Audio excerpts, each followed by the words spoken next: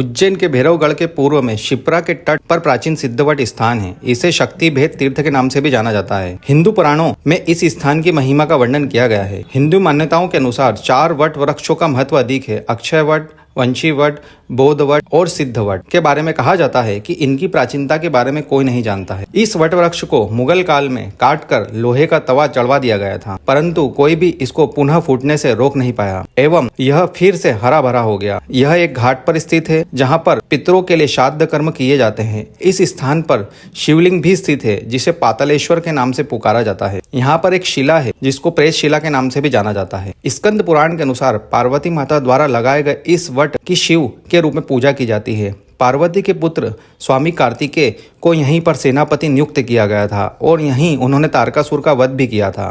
संसार में केवल 4 ही पवित्र वट वृक्ष है। प्रयाग में अक्षय वट, मथुरा वृंदावन में वंशी वट, गया में गया वट जिसे बोध वट के नाम से भी कहा जाता है और यहाँ उज्जैन में पवित्र सिद्ध वट है।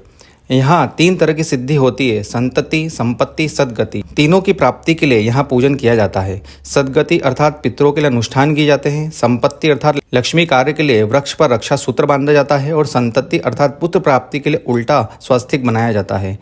यह वृक्ष तीनों प्रकार की सिद्धि देता है, इसलिए इसे सिद्ध वट कहा जाता है। यहाँ पर नाग बलि, नारायण बलि का विधान का विशेष महत्व है। संपत्ति, संतति, सदगति की सिद्धि के कार्य होते हैं। यहाँ पर काल सर्प शांति का विशेष महत्व है, इसलिए काल सर्प दोष की पूजा भी होती है। वर्तमान में इस सिद्ध वट को कर्मकांड, मोक्ष कर्म, पिंडदान, काल सर्प दोष पूजा एवं अंत्येष्टि के लिए प्रमुख स्थान माना जाता है। जय श्री महाकाल दोस्तों, आज हम आए हैं सिद्ध वट पे स्थित अति प्राचीन, जहाँ पे माँ पार्वती द्वारा स्थापित एक वट वृक्ष है।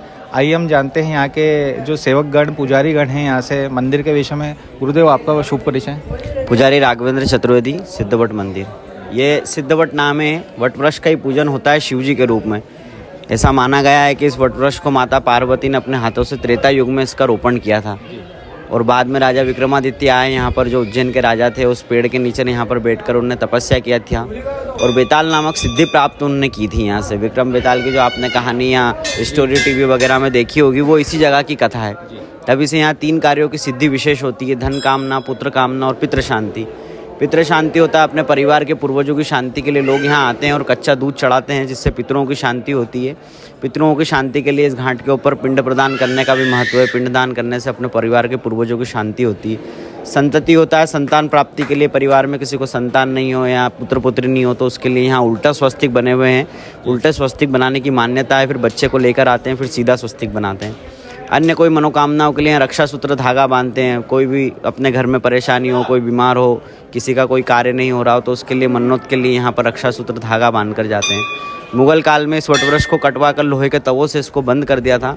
उन तवों को फोड़कर रात भर में पुनः हरा भरा हुआ। तब से ये वटवृक्ष ना बढ़ता है ना घटता रहता है, ऐसा ही रहता है। आज से आप 10 साल 20 साल बाद भी आएंगे तो वटवृक्ष आपको ऐसा ही मिलेगा। तो यदि आप उज्जैन आए तो इस अति प्राचीन स्थान पर अवश्य आएं और ऐसे ही प्राचीन मंदिरों के इतिहास की जानकारी के लिए हमारे चैनल कैलाशी दर्पण 29 को सब्सक्राइब करें। जय श्री महाकाल।